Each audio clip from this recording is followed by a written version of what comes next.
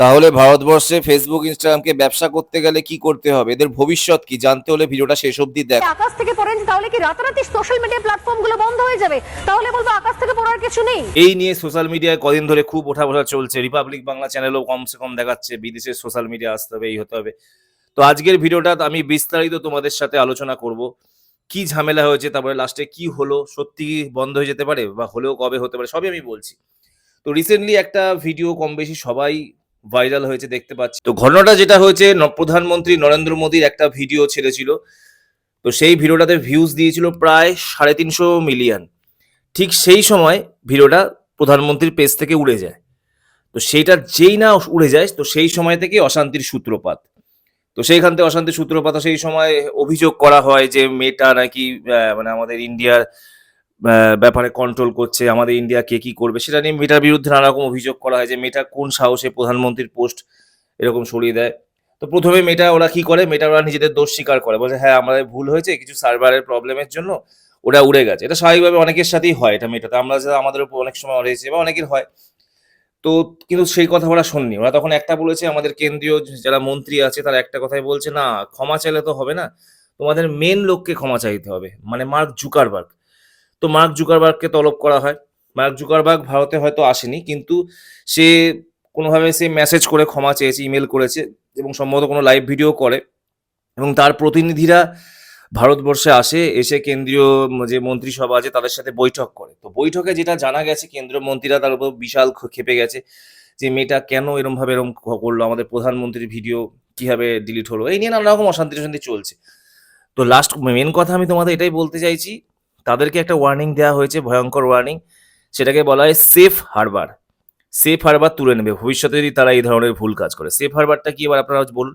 Safe Harbour হচ্ছে এমন একটা মানে বর্ম বলতে পারেন, যারা সোশ্যাল মিডিয়া অ্যাপ, ধরো ফেসবুক, ইনস্টাগ্রাম, ইউটিউব, এরা বিভিন্ন দেশে কাজ করে। তো সেই দেশ থেকে তাদেরকে এই বর্মটা দেওয়া হয়।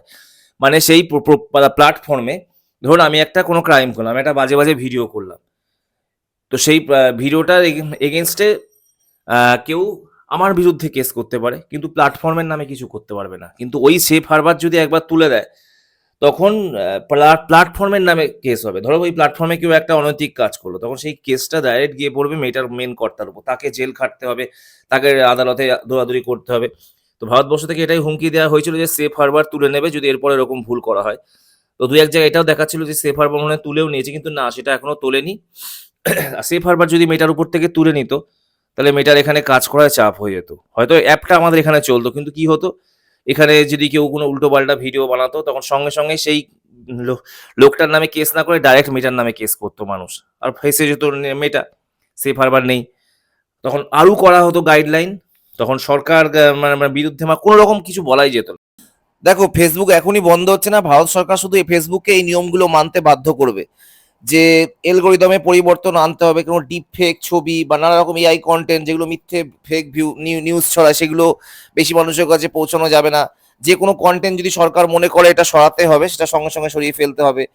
ডেটাগুলো লোকাল ভাবে রাখতে হবে, নানা রকম কঠিন কঠিন নিয়ম কিছু বলে দিয়েছে। আর বেশি যেন এআই এর উপর নির্ভরশীল না হয়ে মানুষের উপর নির্ভরশীল করে, মানে মানুষ যাতে খতিয়ে দেখে কন্টেন্টটা কতটা সত্যি মিথ্যে। ওই ভিডিওটা অবিলম্বে ডিলিট করে দিতে হবে, কোনো রকম দেরি সহ্য করা হবে না।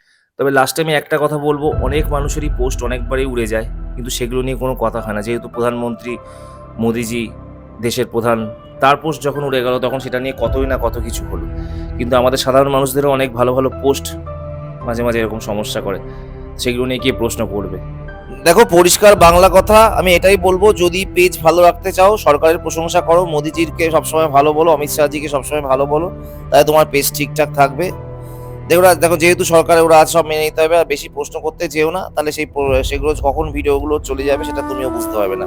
যাই হোক, এটাই হলো আজকের ভিডিও। তোমাদের মতামত নিচে কমেন্টস করে জানাও। তবে আমার মনে হয় যে কিছু জিনিস অতিরিক্ত হয়ে গেলে মুশকিল আছে, যদি বাক স্বাধীনতা পুরোপুরি চলে যায় তাহলে অনেকটাই চাপ হয়ে যাবে। জানি না পরবর্তী পর্যায়ে কি হবে, তবে আমি আর বেশি সরকারি ভিডিও বানাবো।